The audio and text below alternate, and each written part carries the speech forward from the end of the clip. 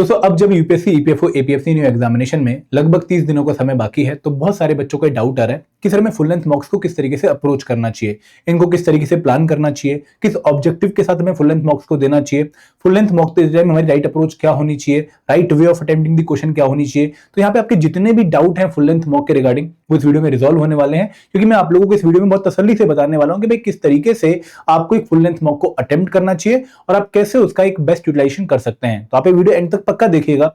लेकिन आगे बढ़ने से पहले मैं आप लोगों से रिक्वेस्ट करूंगा कि भाई अगर आप लोग यूपीएससी, ईपीएफओ स्पेशल कंपोनेंट से परेशान हैं तो हमने आपके लिए एक 1900 एमसीक्यू की बुक तैयार कर दी है।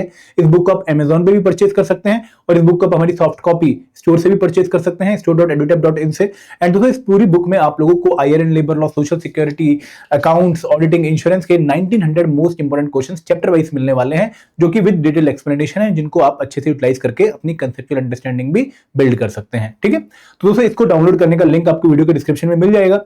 अब दोस्तों बात करते हैं कि भाई किस तरीके से हमें फुल लेंथ मॉक्स को अप्रोच करना चाहिए और क्या हमें फुल लेंथ मॉक स्टार्ट कर देनी चाहिए या नहीं करनी चाहिए। तो यहाँ पे देखो, जब एग्जामिनेशन में सिर्फ 30 दिन का समय बाकी है, तो मेरी आप लोगों से यही रिक्वेस्ट रहेगी कि भाई अगर आप लोगों ने अभी तक फुल लेंथ मॉक नहीं दिया है तो आपको फर्दर डिले नहीं करना चाहिए, आपको बहुत स्ट्रांगली अब फुल लेंथ मॉक दे देना चाहिए, क्योंकि ये एक राइट टाइम है फुल लेंथ मॉक देने का और जो वहां पे लर्निंग आएंगे उनको इंप्रूव करने का। तो यहाँ पे फुल लेंथ मॉक में आप और डिले मत करिए। This is the best time to start your giving mocks. Okay, अब हम बात करते हैं भाई right way of attempting the mocks क्या होना चाहिए। देखो, राइट वे समझने से पहले आपको ये पता होना चाहिए कि भाई मॉक हम किस पर्पस के साथ दे रहे हैं, किस ऑब्जेक्टिव के साथ दे रहे हैं। ये जो मॉक है हमें क्या जो है सॉल्यूशन प्रोवाइड करेंगे। देखो बहुत सारे ऑब्जेक्टिव हैं जब हम मॉक देते हैं। कुछ बच्चों का ऑब्जेक्टिव ये होता है कि भाई हमें अपनी प्रोग्रेस चेक करनी है, हमें देखना है कि भाई हम एग्जाम की जो तैयारी है वो ढंग से कर रहे हैं या नहीं कर रहे हैं, हम राइट स्टेटस इस टाइम मेंटेन कर पा रहे हैं एग्जाम की रिक्वायरमेंट के हिसाब से या नहीं कर पा रहे हैं। तो अपना लेवल चेक करने के लिए, अपनी परफॉर्मेंस चेक करने के लिए, अपनी प्रोग्रेस चेक करने के लिए, अपनी कंसेप्ट क्लैरिटी चेक करने के लिए बहुत सारे बच्चे मॉक देते हैं। कुछ बच्चे इसलिए मॉक देते हैं क्योंकि उनको एक्चुअल एग्जाम की रिहर्सल करनी होती है। रिहर्सल का मतलब क्या है, भाई उन्हें जो कंडीशन उनके एक्चुअल एग्जाम में आने वाली है वैसी ही कंडीशन सिमुलेट करनी है, ताकि उनको एग्जाम कंडीशन एकदम एलियन ना लगे, डिफरेंट ना लगे। वो उन कंडीशन के लिए पहले ही खुद को रेडी करके जाए। और ये बहुत अच्छा जो एक अप्रोच रहता है जब भी आप किसी मेजर एग्जाम को टारगेट करने वाले होते हो, तो उस एग्जाम को एक्चुअल में देने से पहले आपको उस एग्जाम जैसे बहुत सारे फुल लेंथ मॉक्स दे देने चाहिए, ताकि आप उस एग्जाम के लिए मेंटली एंड फिजिकली दोनों तरीके से रेडी हो जाओ। फिर दोस्तों कुछ बच्चों को अपनी मिस्टेक्स आइडेंटिफाई करनी होती है कि भाई अगर मैं इस एग्जाम की तैयारी कर रहा हूं तो कहीं मेरी प्रिपरेशन में कोई गैप तो नहीं है। अगर कोई गैप है तो मुझे पता लग जाए कि भाई हाँ ये गैप है। तो वो मिस्टेक्स आइडेंटिफाई करके उन पे इंप्रूवमेंट का काम भी बच्चे करना चाहते हैं। और कुछ बच्चे इसलिए मॉक देते हैं ताकि वो एक सिलेबस को रिवाइज करने की भी टेक्निक ढूंढ पाए।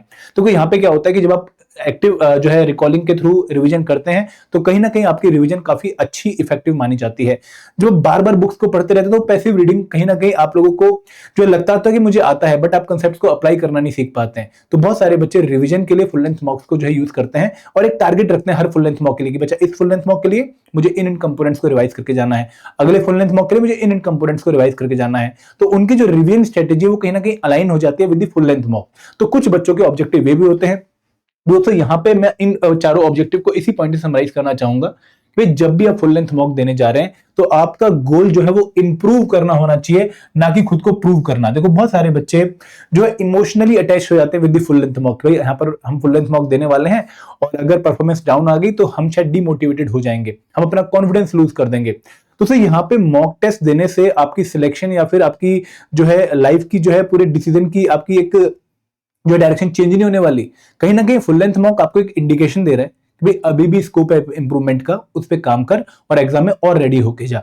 तो यहाँ पे आप लोगों को इस ऑब्जेक्टिव के साथ, इंप्रूवमेंट के ऑब्जेक्टिव के साथ फुल लेंथ मॉक देना चाहिए, ना कि खुद को प्रूव करना कि भाई मैं बेस्ट हूं। अगर फुल लेंथ मॉक में 240 नंबर आ भी गए 300 में से, तो इसका मतलब थोड़ी कि आपके एक्चुअल एग्जाम में भी 240 नंबर आ जाएंगे, वहां पे कंडीशन डिफरेंट होंगी। तो कहीं ना कहीं फुल लेंथ मॉक में अगर आपके कम नंबर आते हैं तो वो आपको एक मैसेज मिलता है, बहुत पॉजिटिव मैसेज मिलता है, ब्लेसिंग इन डिस्गाइज होती है कि बहुत बढ़िया तेरे नंबर कम आ गए, अब तुझे पता लगेगा भाई तेरी ये मिस्टेक है, इनको काम जो है इंप्रूव कर और अगली बार और रेडी होके जा। फिर अगली बार और मिस्टेक्स पता लगेंगे, उनको ठीक कर, फिर और रेडी होके जा। तो हर बार आप अपने पिछले वर्जन से बेटर वर्जन बन के फुल लेंथ मॉक दे रहे हो और एग्जाम में आप एक बहुत अच्छा वर्जन बन के जाओगे अपना। तो यहाँ पे आपका ऑब्जेक्टिव जो है फुल लेंथ मॉक देने का वो इंप्रूवमेंट का होना चाहिए। आपको जो है इमोशनली अटैच नहीं होना किसी भी फुल लेंथ मॉक से। बस आपने ये ध्यान रखना है कि जो लर्निंग आपको हर एक फुल लेंथ मॉक से मिल रही है उनके ऊपर आप काम करके ही अगला फुल लेंथ मॉक दो।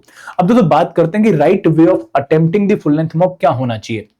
देखो यहाँ पे जब हम राइट वे ऑफ अटेम्प्टिंग की बात करें तो सिर्फ पेपर देते टाइम हमारे को किस तरीके से अप्रोच फॉलो करनी है उस पर हमारा ध्यान नहीं होना चाहिए। पेपर देने से पहले हमें क्या जो है पॉइंट्स का ध्यान रखना है, पेपर देते टाइम हमें कौन से पॉइंट का ध्यान देखना है और कौन से पॉइंट का ध्यान हमें पेपर देने के बाद रखना है वो भी हमें ध्यान रखने जो है तीनों पॉइंट डिस्कस करने हैं। भाई प्री मॉक हमें कौन सा जो है एरिया बहुत अच्छे से जो है चेक करना है, ड्यूरिंग मॉक हमें किस तरीके से पेपर को अटेम्प्ट करना है और मॉक देने के बाद उसके लिए हमें क्या क्या जो है एक्शन लेने हैं, ये पॉइंट्स हम डिस्कस करते हैं वन बाय वन। देखो जब मैं प्री मॉक की बात करता हूं तो प्री मॉक मतलब जब आपने फुल लेंथ मॉक दिया नहीं है, आप फुल लेंथ मॉक देने की सोच रहे हो तो आपने प्लानिंग कर ली कि यार हाँ मुझे फुल लेंथ मॉक देना है, तो सबसे पहले आप उसका जो है डे और टाइम डिसाइड करो।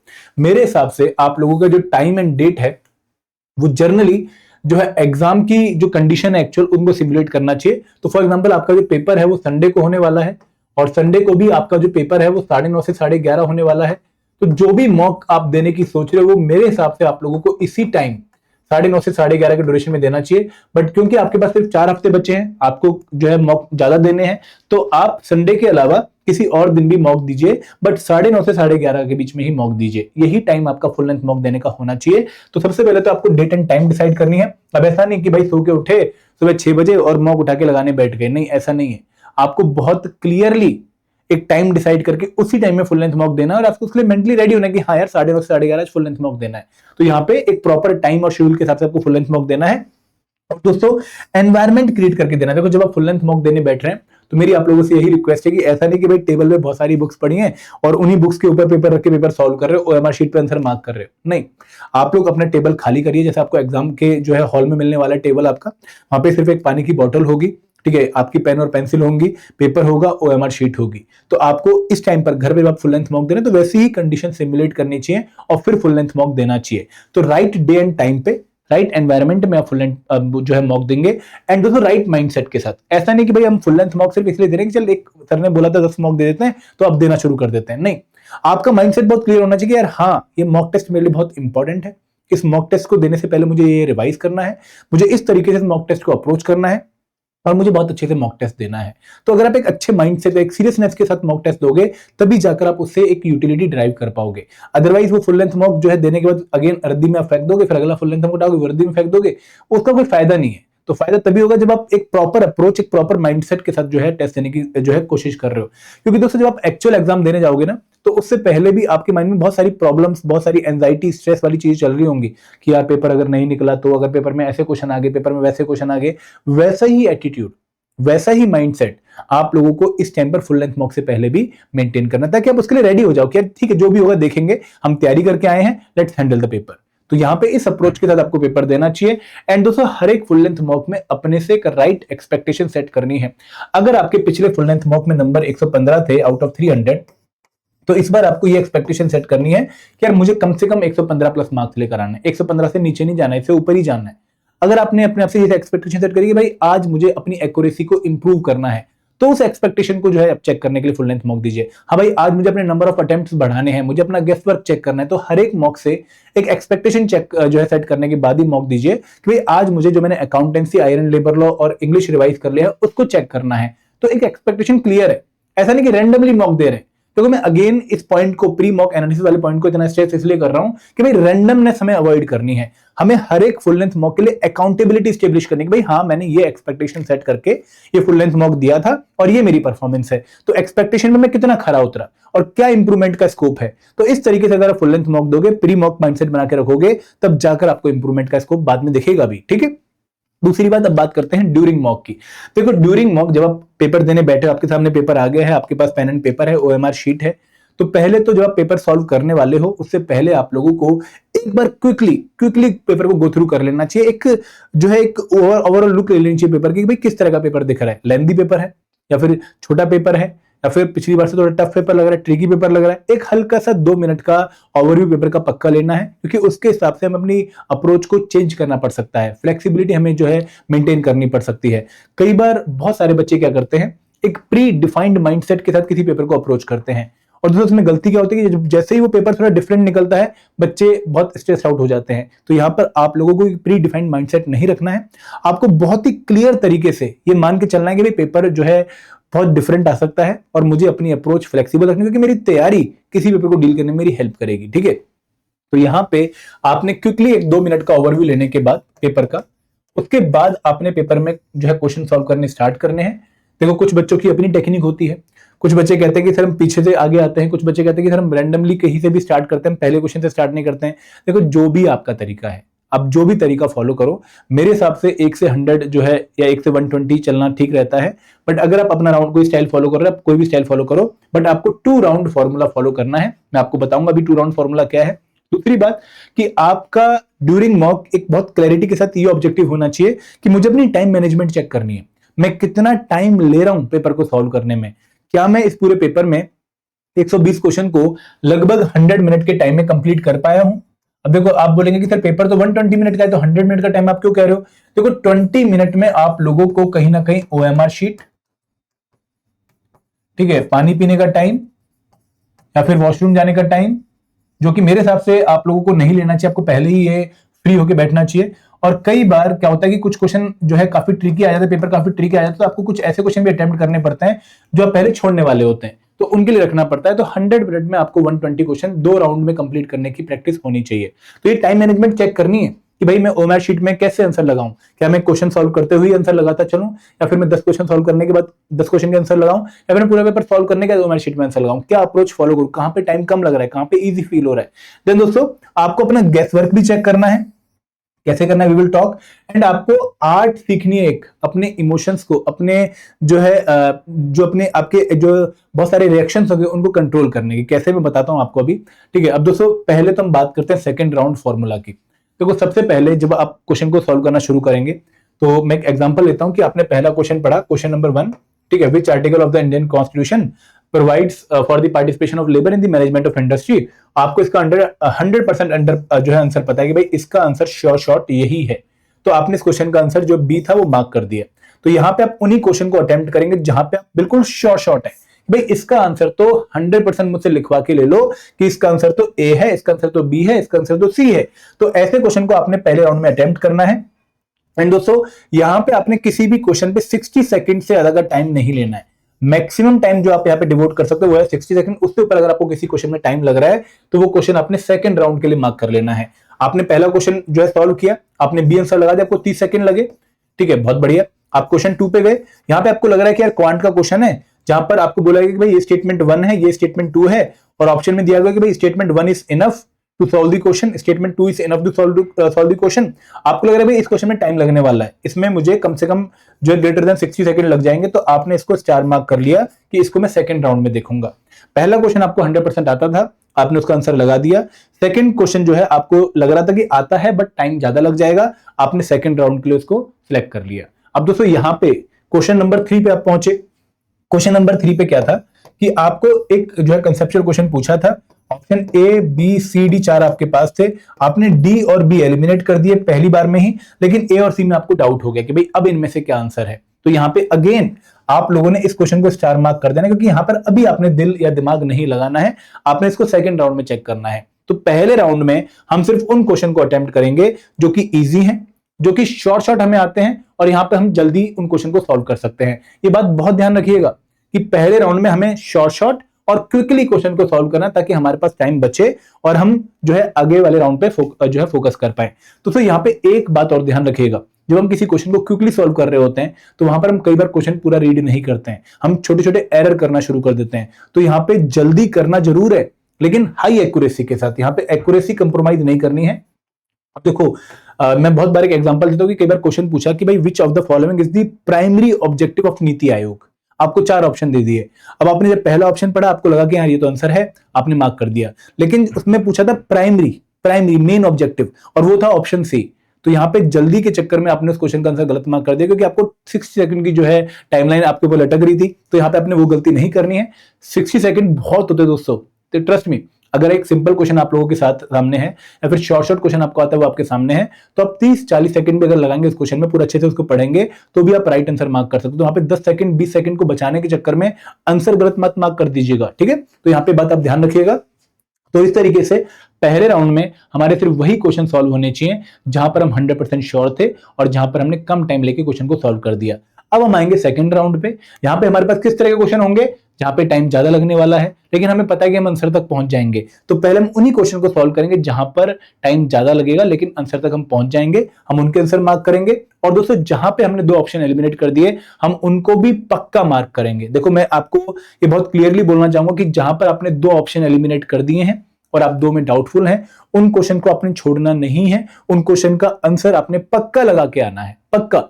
कोई इसमें शंका ही नहीं, बच्चे कहेंगे कि सर नेगेटिव मार्किंग हो जाएगी। देखो अगर आप 2 क्वेश्चन जो है 2 ऑप्शन एलिमिनेट करके 2 ऑप्शन में कंफ्यूज हैं, तो जनरली अगर आप 10 क्वेश्चन ऐसे पाएंगे जहां पे आप कंफ्यूज हैं और वहां पे अगर आपके 5 भी ठीक हुए और 5 गलत भी हुए तो भी आप नेट पॉजिटिव में रहेंगे। तो यहाँ पे ये गलती मत करना कि आप इन क्वेश्चन को छोड़ के आ जाओ, यहाँ पे जनरली आप लोगों को पॉजिटिव मार्क ही देखने को मिलते हैं।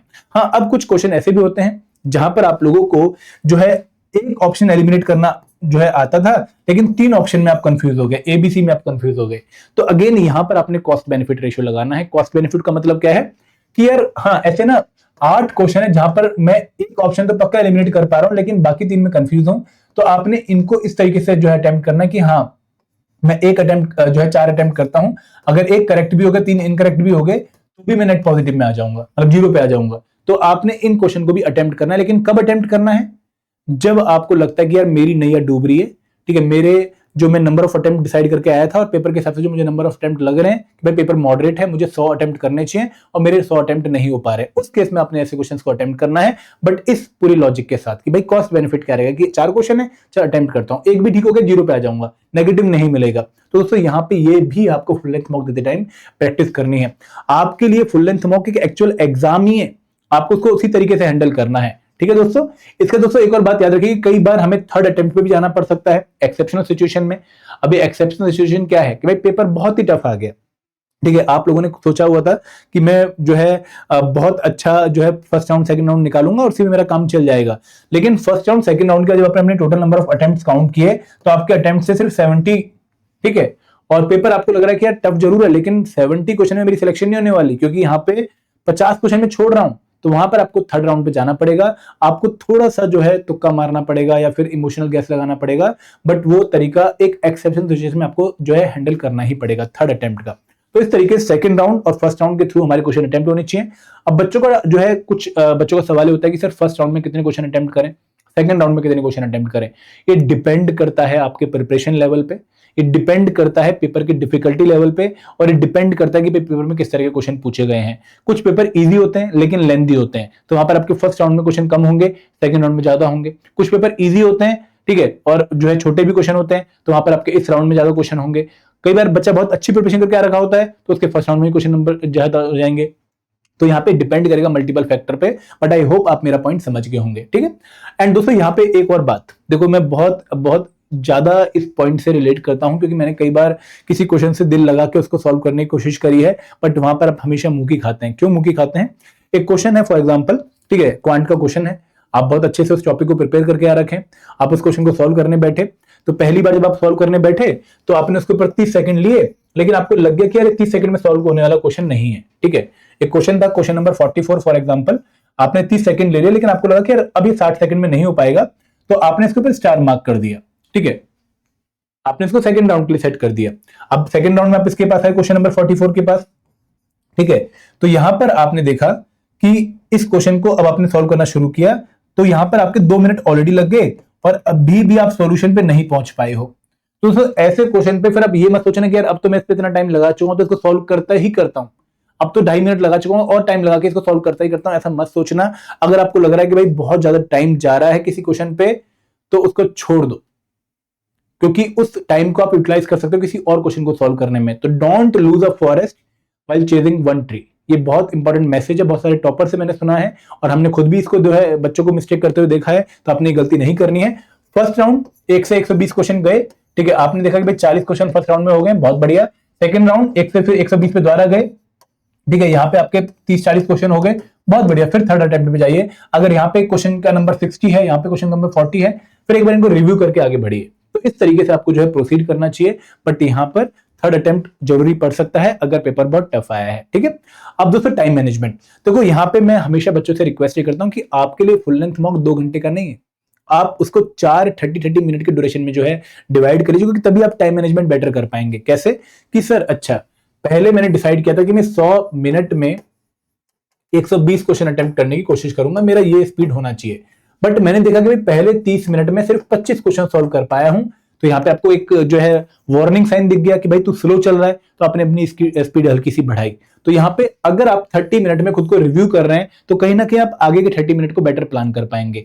तो आपने इस पूरे टाइम स्लॉट को, 2 घंटे के टाइम स्लॉट को 30 मिनट के पीरियड में लेके चलना है और उसके हिसाब से आपने आगे वाली स्ट्रेटेजी डिसाइड करनी है। अब दोस्तों हमेशा अपना एक स्टाइल डेवलप करिए ओएमआर शीट में। आप पहली बार क्वेश्चन का जो है जब आप फुल लेंथ मॉक 1 दे रहे हैं तो क्वेश्चन सॉल्व करते टाइम ही उसका आंसर आप लगाते रहिए ओएमआर शीट में, देखिए भाई कितना टाइम लग रहा है। सेकंड फुल लेंथ मॉक में क्या करिए कि 10-10 क्वेश्चन के सेट जो है बना के उनका आंसर लगाइए ओएमआर शीट में।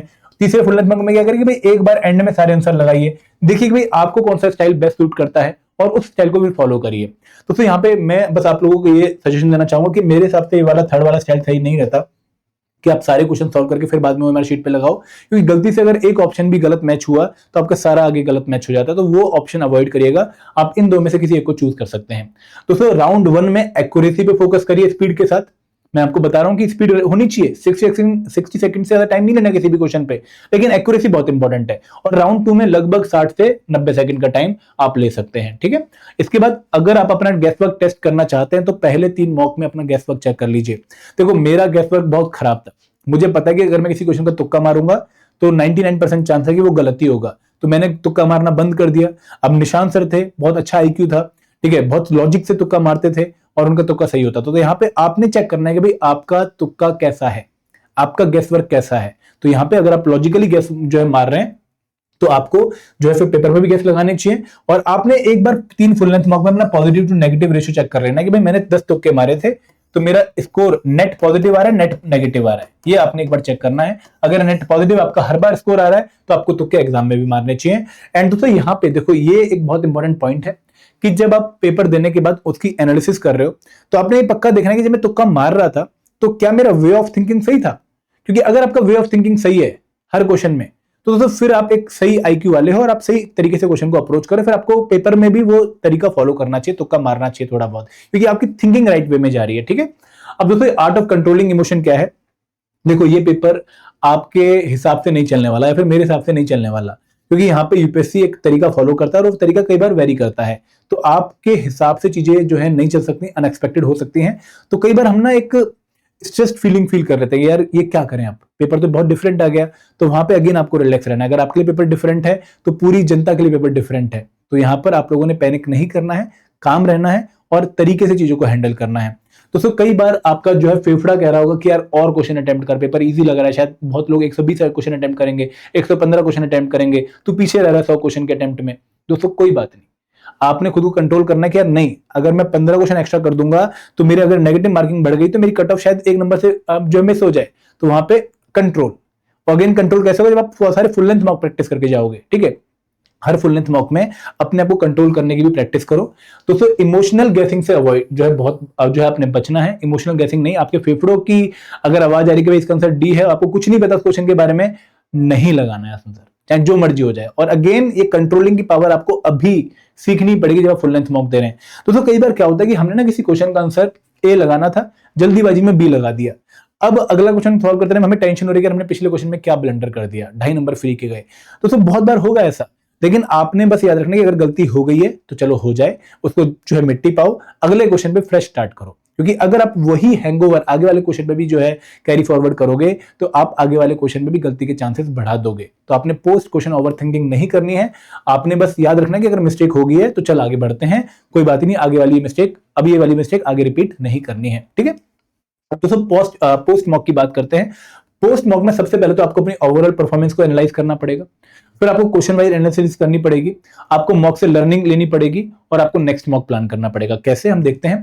देखो सबसे पहले परफॉर्मेंस एनालिसिस, आपको अपना स्कोर कि भाई आपका स्कोर क्या है। अच्छा मेरा स्कोर है 175, इस मॉक टेस्ट में कितनी एक्यूरेसी रही कि भाई मैंने 115 क्वेश्चन अटेम्प्ट किए और मेरे 90 क्वेश्चन सही हैं। तो एक्यूरेसी आपने निकाल ली 90 बाय 115 करके, कितनी परसेंटेज एक्यूरेसी आपकी आई। अटेम्प्ट कितने किए आपने, 115 किए। कितना टाइम यूज किया कि हाँ मेरा लगभग 2 घंटे में पेपर पूरा सॉल्व हो गया था, जहां पर मैंने 2 राउंड 100 मिनट में कंप्लीट कर लिए थे, पूरा एकदम आपने अच्छे से अपने लिए चार्ट बना लिया। फिर आप देखो कि भाई आपकी प्रीवियस मॉक के कंपैरिजन में इस मॉक की परफॉर्मेंस कैसी रही, क्या आपका स्कोर इंप्रूव हुआ, क्या आपकी टाइम मैनेजमेंट अच्छी हुई, क्या आपकी एक्यूरेसी इंप्रूव हुई, या आपने चेक करना है। और फिर दोस्तों आपको किसी और के साथ स्कोर चेक नहीं करना है, आपको अपने ही प्रीवियस मॉक के साथ स्कोर चेक करना है। फिर आप कुछ क्वेश्चन को देखिए कि भाई is your accuracy improving even if score is not, score improve नहीं हुआ, स्कोर पिछली बार भी 175 था, इस बार भी 175 है, लेकिन आपकी एक्यूरेसी इंप्रूव होगी, तो दोस्तों ये अच्छा साइन है, ये पॉजिटिव साइन है।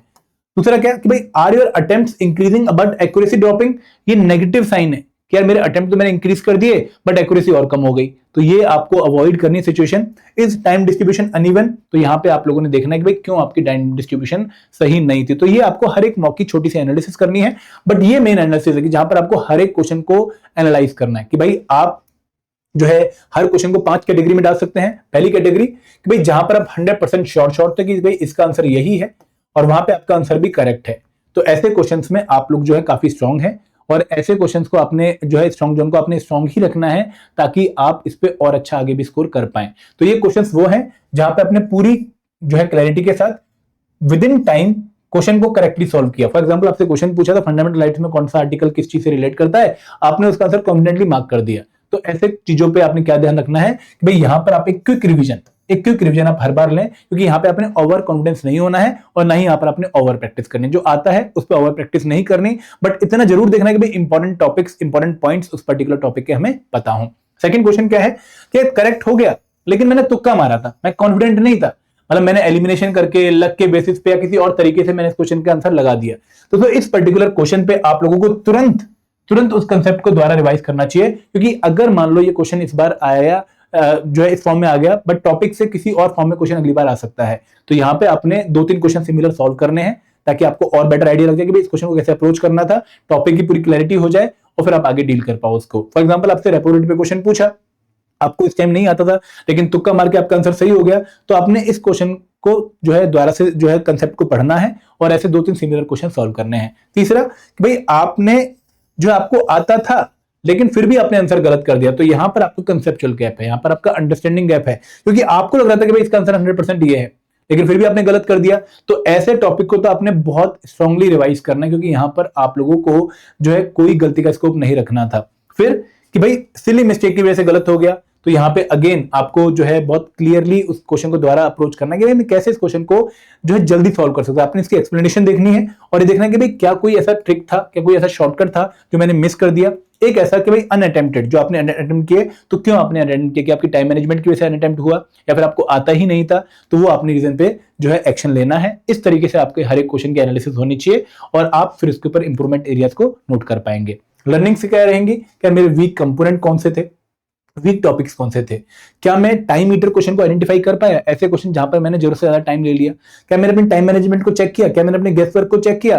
तो इन एरियाज को आपने रिव्यू करना है कि भाई कौन सा वीक कंपोनेंट रह गया, कौन से वीक टॉपिक रहेगा। जब आप क्वेश्चन वाइज एनालिसिस करेंगे ना तो ऑटोमेटिकली वो चीज निकल के आ जाएगी। एंड दोस्तों last but not the least, अगर आप ये प्रैक्टिस करना चाहते हैं बहुत अच्छी, तो हमारे फुल लेंथ मॉक जो आपको टेस्ट सीरीज में मिल रहे हैं 10 फुल लेंथ मॉक और दोस्तों 15,000 प्लस क्वेश्चन है क्वालिटी प्रैक्टिस के लिए, आप इसमें एनरोल कर सकते हैं और आपके लिए एक अट्रैक्टिव डिस्काउंट चल रहा है। ईपीएफओ 87 की मदद से 87% का डिस्काउंट आप ले सकते हैं। तो ये एक सेशन था जहां पर मैं आपको फुल लेंथ मॉक देने के बारे में जो है क्या सही तरीका है उसको समझा रहा था। आई होप आपको मजा आया होगा, आपको क्लैरिटी मिली होगी और ये प्रेजेंटेशन आप लोगों को शेयर भी हो जाएगी हमारे जो है टेलीग्राम ग्रुप में। आप ये चार्ट वगैरह वहां पर देख सकते हैं और उसको यूटिलाइज कर सकते हैं। बट दोस्तों मैं आप लोगों से बस यही कहना चाहूंगा कि अगर आपको सेशन अच्छा लगा तो कमेंट सेक्शन में बताइए कि वी एंजॉयड दिस सेशन, ताकि मैं ऐसे और सेशन आप लोगों के लिए लेकर आऊं।